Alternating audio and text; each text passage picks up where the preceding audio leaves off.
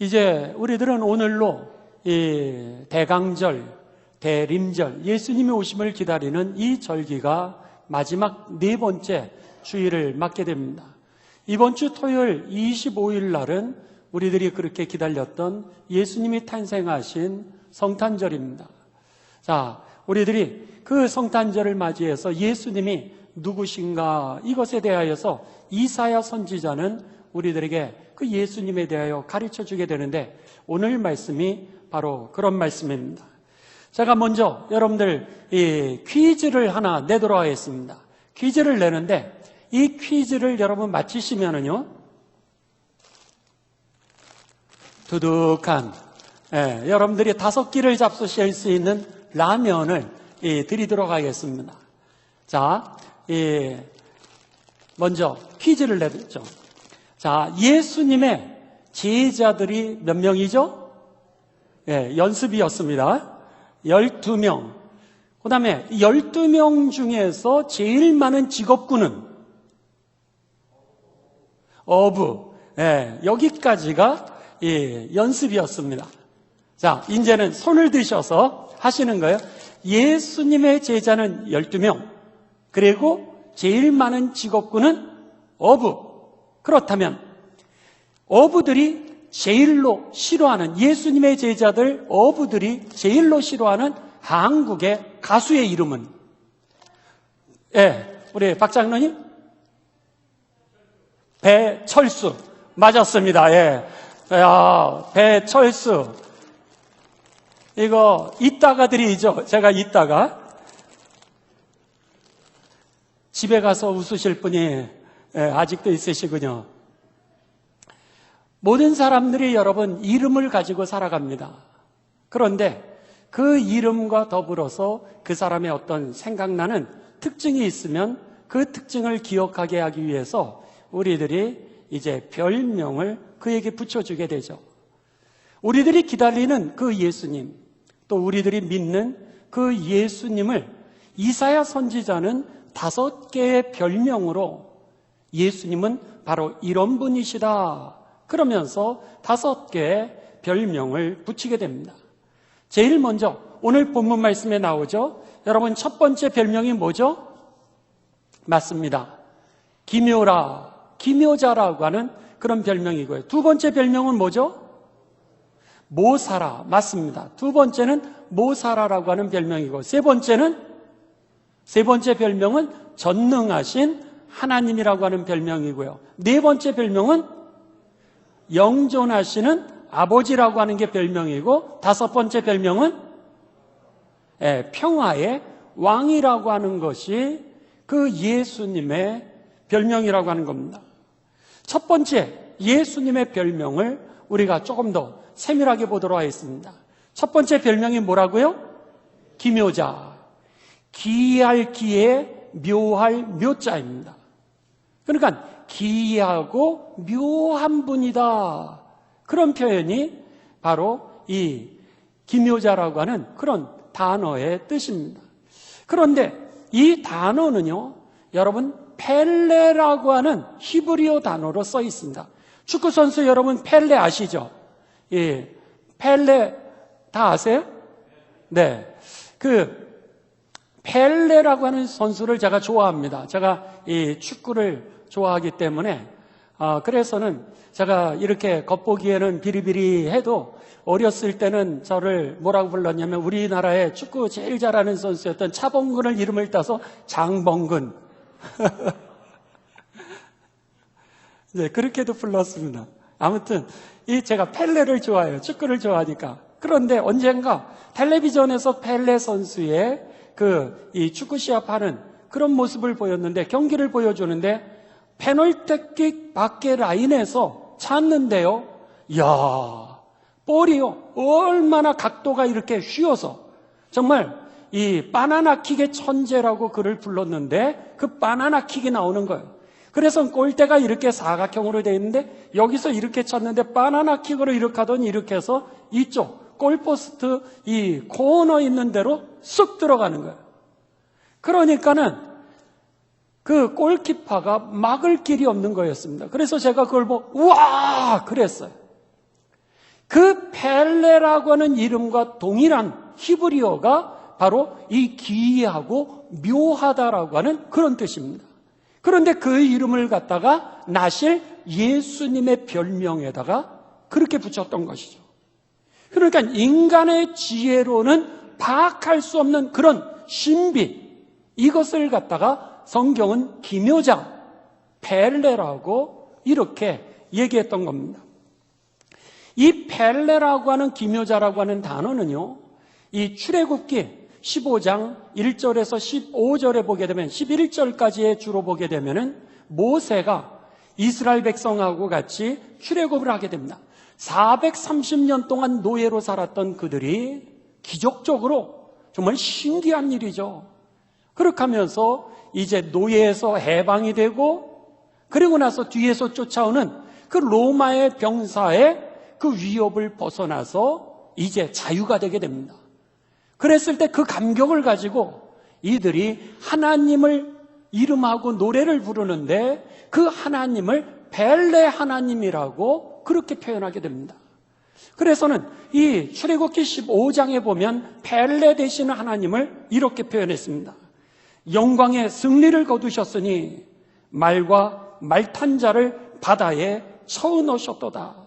바다에 쳐넣으시는 분, 나의 힘, 나의 노래시며 나의 구원이시라. 여호와께서는 용사이시며 바로의 전차와 군대를 바다에 쳐넣으시고 그의 뛰어난 장교들을 홍해에 빠뜨리셨도다.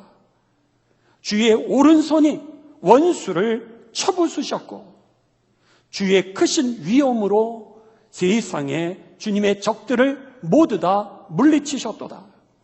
주님께서 그들을 향하여 한 번 진노하시니 그들이 지푸라기처럼 타버렸도다. 주님께서 숨을 한 번 내쉬니 바닷물이 쌓이기를 시작했고 파도치던 그 물들이 갑자기 벽이 됐으며 그리고 깊은 바닷속에 있는 물들은 굳어지고 말았도다. 주님께서 바람을 일으키시니 바다가 그들을 덮어버렸고 그들은 납처럼 이 거센 물속으로 가라앉고 말았도다. 찬송을 받으실 만한 위엄이 있으시고 기적을 일으키시는 주님과 같으신 분이 어디 있을까? 펠레 하나님. 이것이 바로 여러분 이 기묘자라고 하는 이 단어의 뜻이었던 겁니다.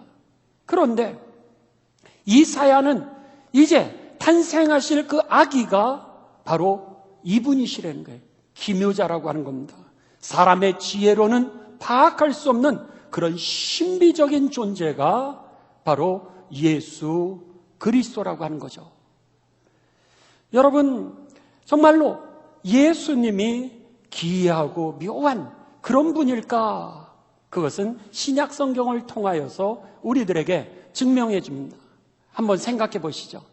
예수님의 탄생 자체가 신비였습니다. 아기가 탄생을 하려면은 남자와 여자, 정자와 난자, 아버지와 어머니가 하나가 되었을 때에 그 아기가 탄생하게 됩니다. 그런데 예수님의 탄생은 어떻게 해서 탄생하게 됩니까? 성령을 통하여서 탄생하게 됩니다.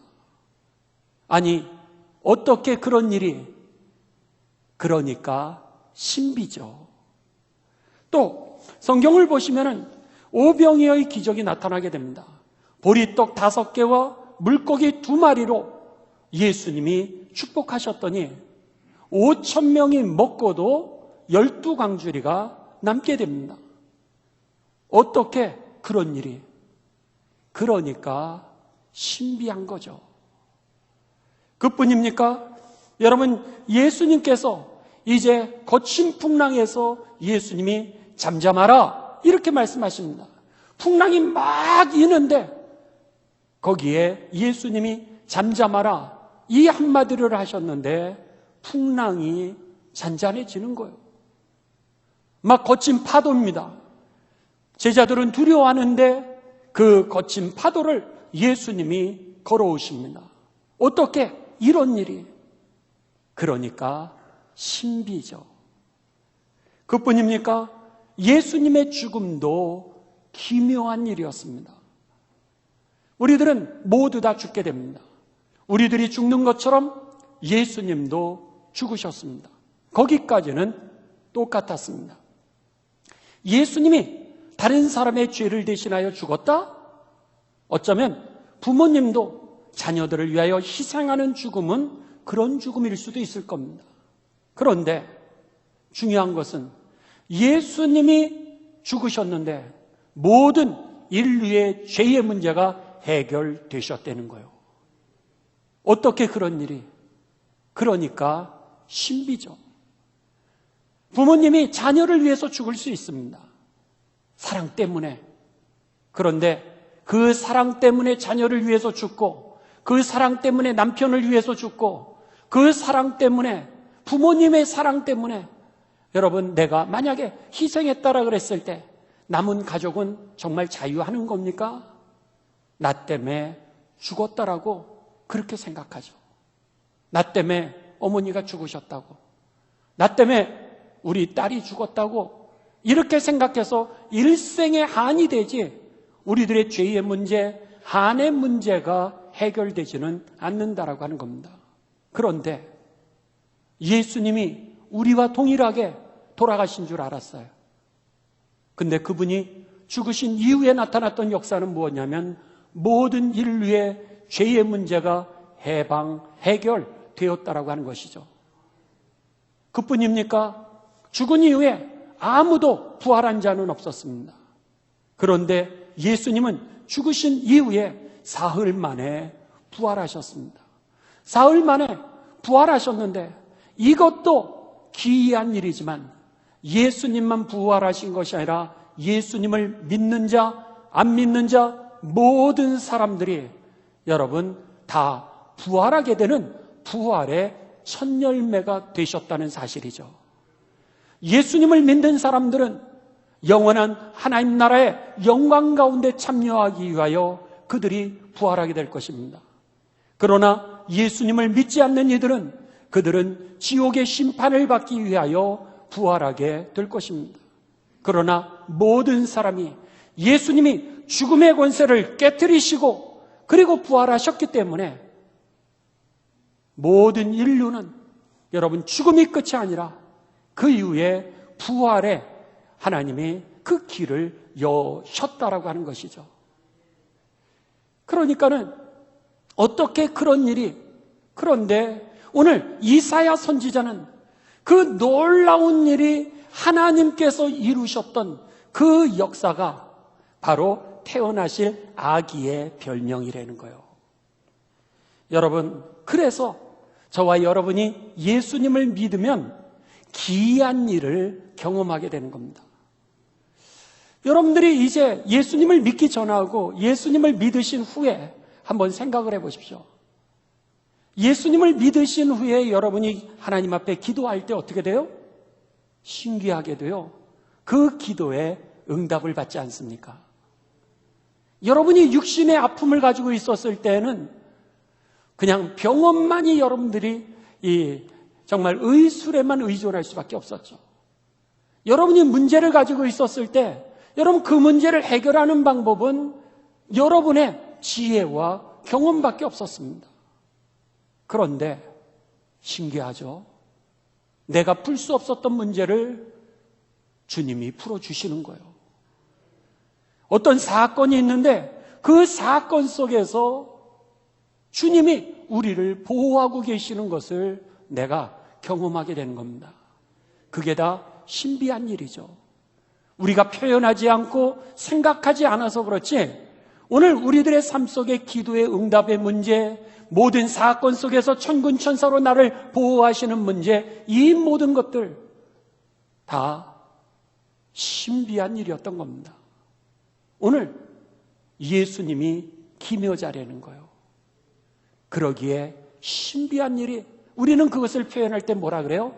은혜 받았다라고 그러고 체험했다 그러고 하나님은 살아계시다라고 표현하고 하나님이 하셨다라고, 주님이 하셨다라고 우리가 그렇게 표현하고 있는 겁니다. 여러분, 오늘 우리가 믿는 그 예수님은 신비하신 분입니다. 인간의 지혜로 파악할 수 없는 그 신비로 우리를 구원으로 이끌고 계시고 인도하고 계시다라는 사실을 여러분 기억하시면서 그 예수님을 더 가까이 좋아하게 되시기를 주님의 이름으로 축원합니다. 두 번째입니다. 두 번째 예수님의 그 별명이 뭐죠? 모사랍니다. 여기에 모자라고 하는 것은 꾀할 모자라고 하는 단어고요. 사자라고 하는 것은 선비사자라고 하는 단어입니다.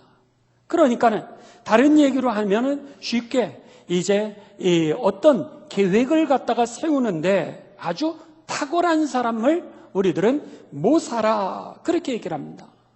이것을 갖다가 영어 성경 NIV는 뭐라고 표현하면 Wonderful Counselor 이렇게 표현했습니다. 그러니까 유능한 상담자다 이렇게 얘기를 했어요. 모사꾼이라고 하는 단어는 사실은 여러분 이 좋은 단어죠.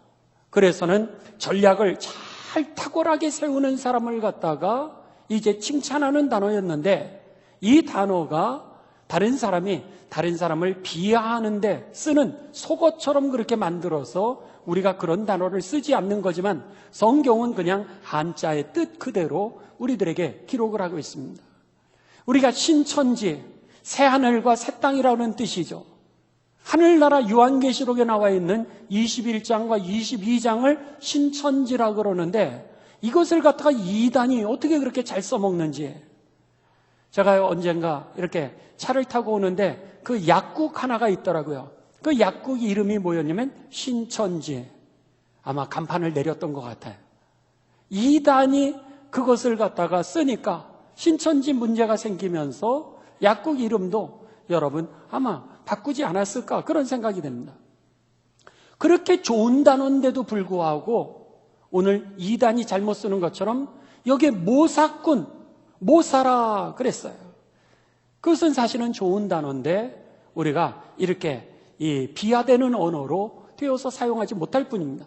예수님이 모사라 이렇게 표현하고 있습니다. 그러니까 그 어떤 계획을 세우는 데 있어서 탁월한 그런 유능한 이 상담가라고 이렇게 성경은 표현합니다. 유능한 상담가는 뭐예요?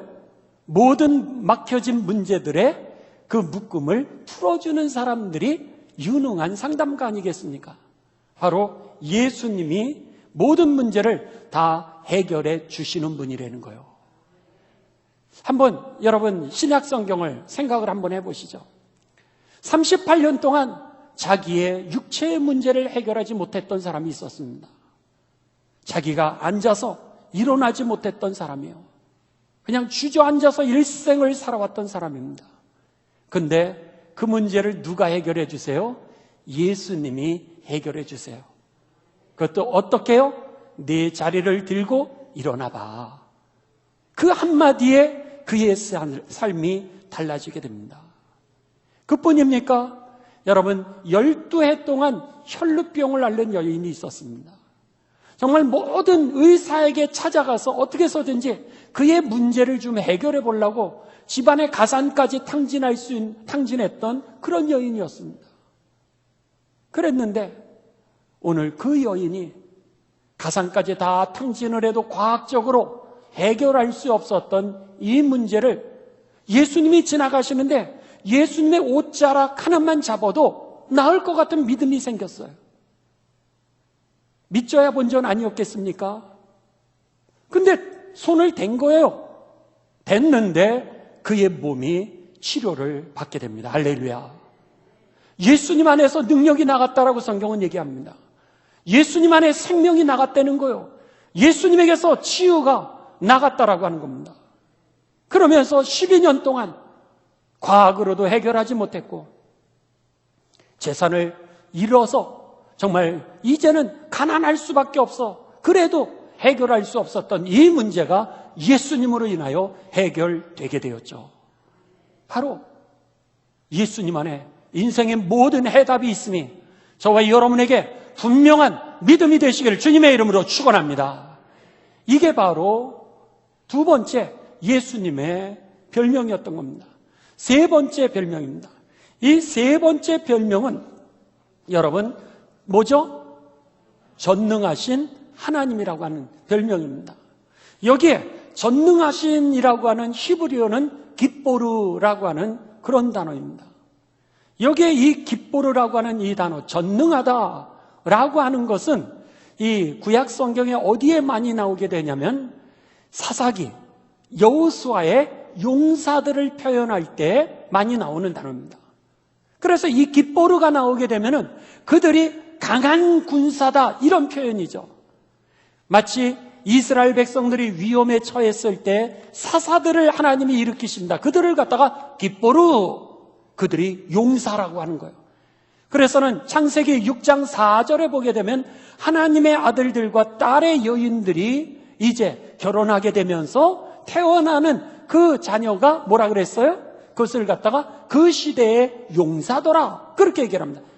싸움을 잘해서 이기는 자, 신의 능력도 가지고 있고 인간의 능력도 가져서 사람들에게 용사로 인정을 받던 그 사람을 갖다가 깃보르 이렇게 썼던 겁니다.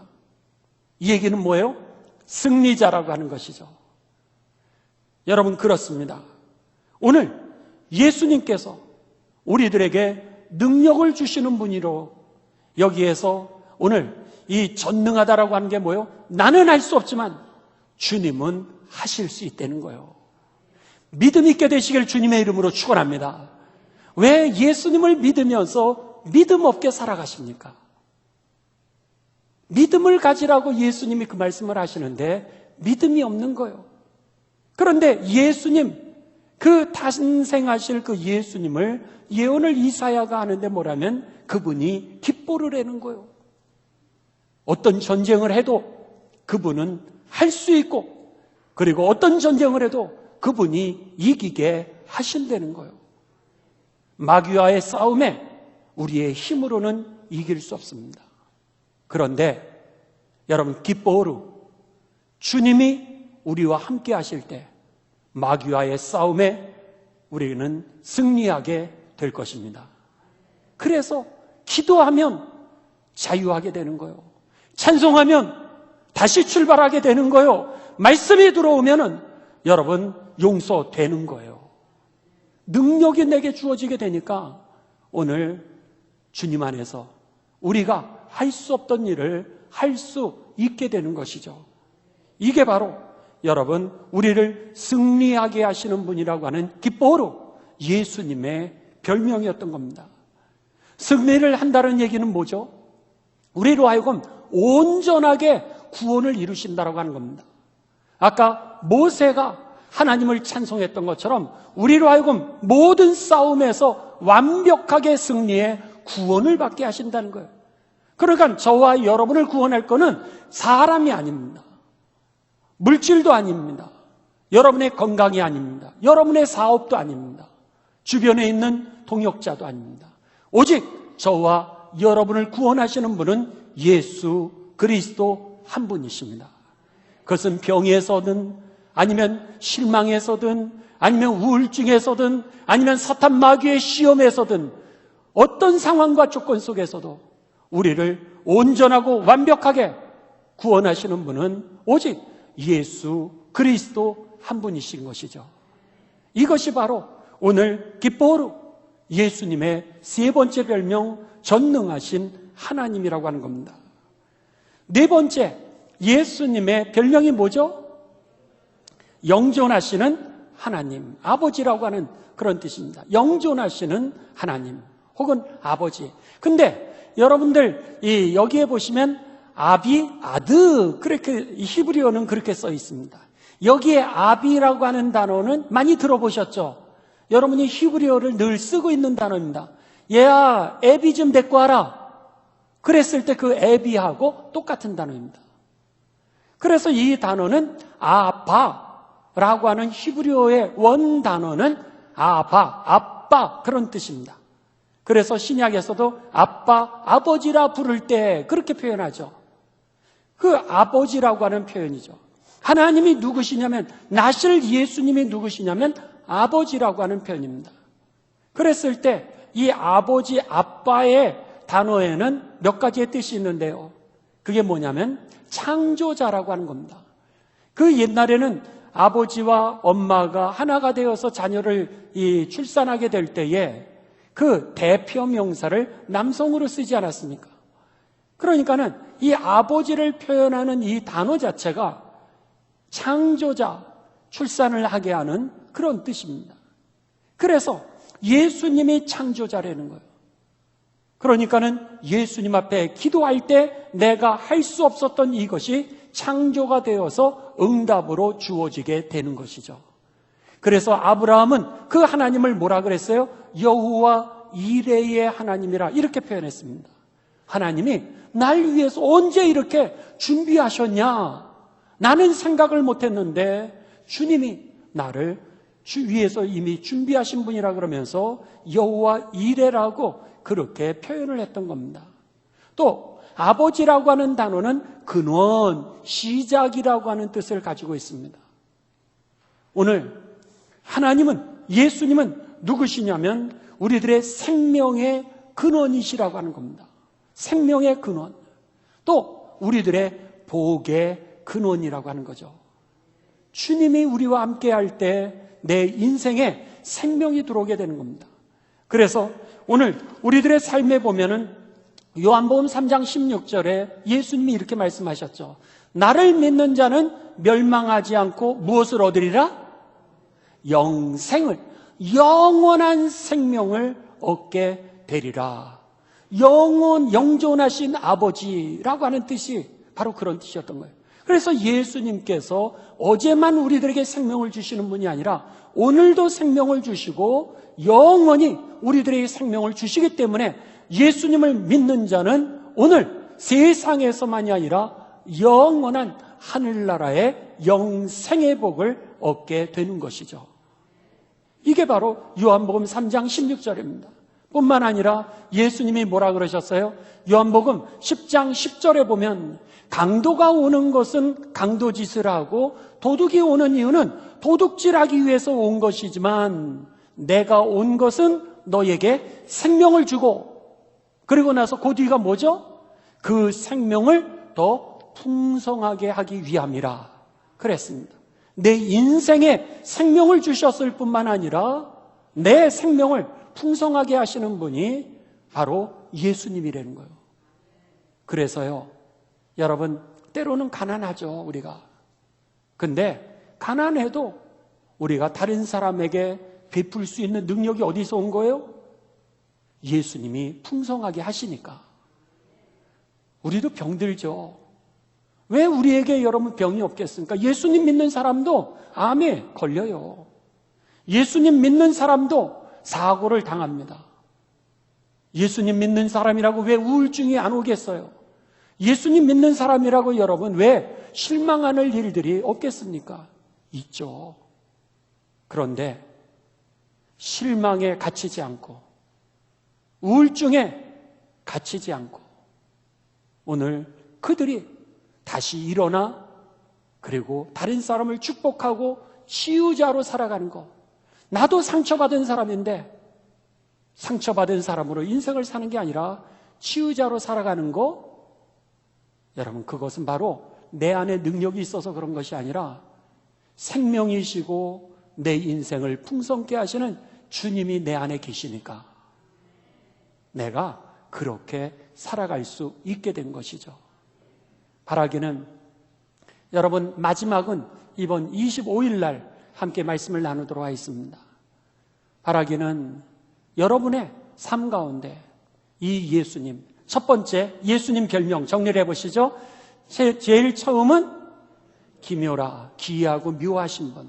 두 번째는 모사라, 원더풀 카운셀링. 그 다음 카운셀러.